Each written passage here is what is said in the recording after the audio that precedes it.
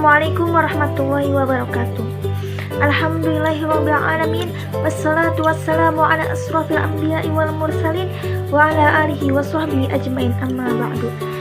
Baik, perkenalkan, nama saya Risnawati dari Prodi Perbankan Syariah semester 4 Institut Kiai Haji Abdul Halim.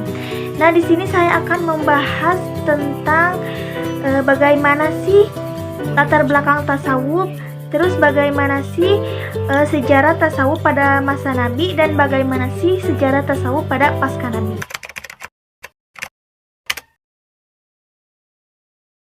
Oke, kita mulai ke poin yang pertama, yaitu bagaimana sih latar belakang tasawuf itu. Nah, jadi tasawuf adalah upaya melatih jiwa dalam melakukan hubungan dengan Tuhan agar dapat membebaskan diri dari pengaruh kehidupan dunia, sehingga tercermin akhlak yang mulia dan lebih dekat dengan Sang Pencipta. Tasawuf juga bertujuan untuk memperoleh suatu hubungan khusus langsung dari Allah Subhanahu wa Ta'ala dengan penuh kesadaran bahwa manusia sedang berada di hadirat Allah Subhanahu wa Ta'ala. Nah, kesadaran tersebut akan menuju konteks komunikasi dan dialog antar ruh manusia dengan Allah Subhanahu wa Ta'ala melalui cara mengasingkan diri. Kita lanjut ke poin yang kedua, yaitu bagaimana sih sejarah tasawuf pada masa Nabi itu. Nah, jadi sejarah perkembangan tasawuf dalam Islam bersamaan dengan kelahiran agama Islam itu sendiri, yaitu semenjak Nabi Muhammad SAW diutus menjadi Rasul, bahkan sebelum beliau diangkat menjadi Rasul. Fakta sejarah menunjukkan bahwa pribadi Nabi Muhammad SAW sebelum diangkat menjadi Rasul telah mencerminkan ciri dan perilaku kehidupan sufi dengan melakukan tahanut di Gua Hiro, dan kehidupan sehari-harinya yang sangat sederhana, di samping menghabiskan waktu untuk beribadah dan mendekatkan diri kepada Allah Subhanahu wa Ta'ala.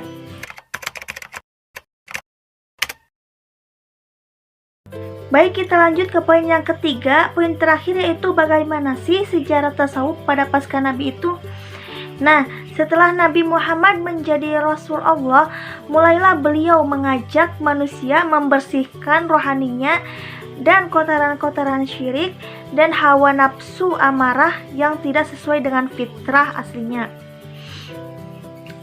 Beliau berdakwah menyeru manusia memperteguh tauhid dan mempertinggi akhlak untuk mencapai keridhaan Allah. Nah, pada fase ini ditandai dengan asketisme serta pembatasan diri dalam makan maupun minum, dan penuh makna-makna rohaniah yang merupakan sumber kekayaan bagi para sufi. Nabi Muhammad SAW selalu mewajibkan diri tetap dalam keadaan sederhana, banyak beribadah dan sholat tahajud. Keadaan ini berlangsung sampai turunnya cegahan di dalam Al-Quran dalam firman-Nya, Tuhan, kami tidak menurunkan Al-Quran ini kepadamu agar kamu menjadi susah. Quran Surat Tuhan ayat 1-2. Selanjutnya saya akan menambahkan, yaitu terkait dengan praktik akhlak tasawuf Nabi Muhammad SAW.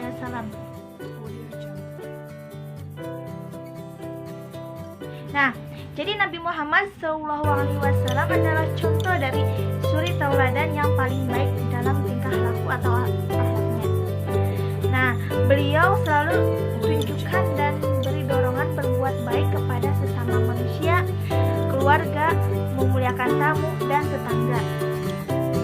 Nabi menjelaskan dalam salah satu sabdanya bahwa manusia yang paling baik ialah yang paling baik kalangannya.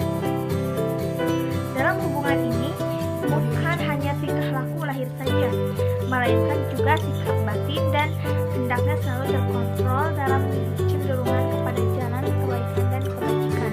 Praktik tasawuf Nabi Muhammad SAW adalah berakhlak mulia yang selalu beliau terapkan dalam kehidupan sehari-hari. Cerita dari Sa'id bin Hisham, aku datang menemui Aisyah radhiyallahu anha, lalu kukatakan tentang akhlak Rasulullah SAW.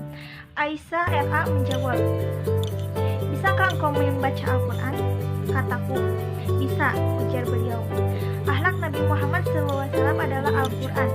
Allah ridho bersama keridhaan beliau, dan Allah niscaya marah bersama kemarahan beliau.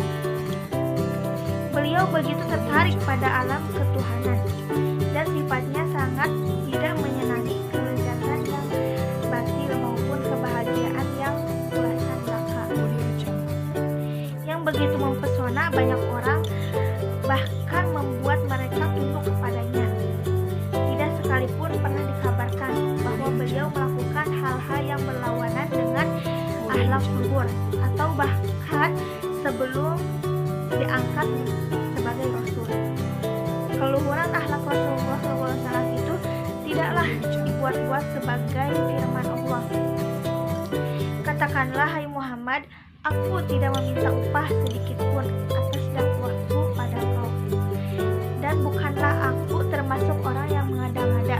Atau katakanlah, hai Muhammad, aku tidaklah mengada-ngada akhlakku yang tampak pada kalian.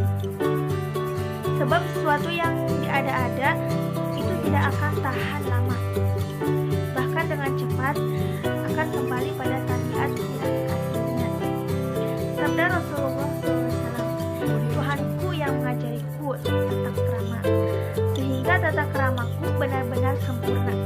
Dalam sebuah hadis diriwayatkan bahwa Allah memerintahkan beliau bergaul baik dengan orang yang memboikotnya, mengasihi orang yang mencegahnya, dan mengampuni orang yang menganiayanya.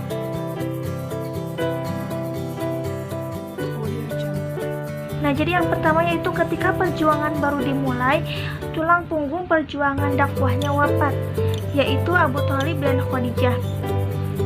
Beliau terima segalanya dengan tabah dan tenang, kemudian pergi ke Thaif. Sesampai di sana, dakwahnya ditolak dan pulang membawa luka dan derita.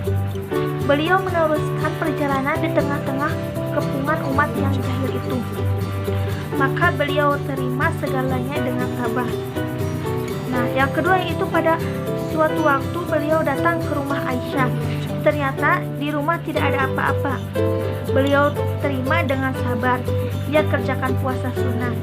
Beliau kemudian pergi ke masjid bertemu dengan Abu Bakar dan Umar. Beliau bertanya, apakah gerangan dengan Anda berdua datang ke masjid?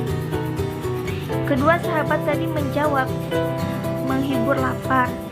Beliau pun mengatakan, aku pun keluar untuk menghibur lapar. Sahabat Ali bin Abi Thalib, Abu Bakar, Abdullah bin Mas'ud, Abu Dzar, dan lain-lain pernah berhimpun di rumah Utsman bin Maz'un al-Jumahi.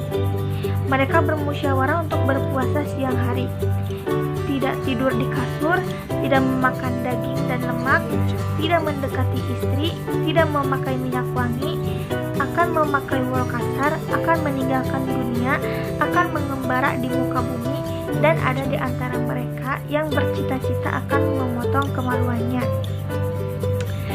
Musyawarah itu terdengar kepada Nabi Muhammad SAW. Nah, Nabi Muhammad berkata, sesungguhnya aku tidak menyuruh yang demikian. Sesungguhnya ada hak kewajibanmu terhadap dirimu. Maka puasalah kamu dan berbuka. Bangunlah beribadah pada malam hari dan tidur. Karena aku bangun beribadah pada malam hari dan tidur. Aku berpuasa dan berbuka, aku makan daging dan lemak, aku datangi perempuan-perempuan. Barang siapa tidak suka kepada sunnahku, itu maka tidaklah dia termasuk sebagian dari umatku. Saya akan membahas tentang contoh-contoh perilaku bertasawuf. Nah, jadi tasawuf adalah ajaran ketakwaan dan pembersihan diri. Keduanya merupakan makom khauf atau takut dan roja atau harapan yang dibangun dengan akidah dan akhlak yang teraktualisasi dalam nilai-nilai kemanusiaan. Penggabungan antara ihsan dan Islam. Para sufi berkata, barang siapa mengamalkan syariat tetapi tidak mendalami hakikat, sesungguhnya ia telah terhalang. Barang siapa yang mendalami hakikat tanpa mengamalkan syariat, ia benar-benar telah menjadi ahli bid'ah atau zindik. Nah, orang yang telah mempelajari ilmu tasawuf dan mengamalkannya dalam kehidupan sehari-hari akan tampak pada perilaku sebagai berikut. Yang pertama yaitu menyesali kesalahan yang diperbuatnya, bertobat dengan sungguh-sungguh atau taubatun nasuha, dan berjanji tidak mengulangi dosa atau kesalahannya lagi. Yang kedua yaitu mulai menjauhkan diri dari materi dan dunia ramai, tidak pernah meninggalkan ibadahnya kepada Allah seperti sholat, puasa, membaca Al-Quran, dan zikir. Seseorang yang telah mendalami tasawuf akan melakukan banyak beribadah dan sedikit tidur, karena yang dicarinya hanya kebahagiaan rohani dan kedekatan dengan Allah. Yang ketiga yaitu menjauhkan diri dari perbuatan-perbuatan syubhat dan tidak memakan makanan atau minuman yang tidak jelas kedudukan halal atau haramnya. Terus yang keempat yaitu menjalani hidup kefakiran. Nah, kebutuhan hidupnya hanya sedikit dan ia tidak meminta kecuali hanya untuk dapat menjalankan kewajiban-kewajiban agamanya. Yang kelima yaitu memiliki sifat sabar yang luar biasa. Bukan hanya sabar dalam menjalankan perintah-perintah Allah yang berat dan menjauhi larangan-larangannya, tapi juga sabar dalam menerima percobaan-percobaan berat yang ditimpakan Allah kepadanya. Ia juga sabar dalam menderita. Terus yang terakhir yaitu yang keenam, menyerahkan diri sebulat-bulatnya kepada kehendak Allah. Ia tidak memikirkan hari esok, baginya hanya cukup apa yang ada untuk hari ini. Jadi kesimpulannya yaitu kehidupan, praktik atau akhlak dan kondisi religius tasawuf Nabi Muhammad SAW telah mendapat petunjuk yang menggambarkan Nabi Muhammad sebagai seorang sufi. Nabi Muhammad telah melakukan pengasingan diri ke Gua Hira menjelang datangnya wahyu, dan beliau menjauhi pola hidup kebendaan di mana waktu itu orang-orang Arab terbenam di dalamnya. Nah, selama di Gua Hira yang beliau kerjakan adalah tafakur, beribadah, dan hidup sebagai seorang mujahid, dan beliau hidup sederhana. Selanjutnya kehidupan Nabi Muhammad SAW yang bercorak sufi merupakan suatu pola hidup yang paling ideal yang patut ditiru dalam segenap aspek kehidupan. Kehidupan beliau dapat mempengaruhi kehidupan sehari-hari para sahabat dan pengikut Nabi Muhammad SAW hingga saat ini. Pola hidup Rasulullah merupakan khazanah dan ibrah bagi kehidupan para sufi.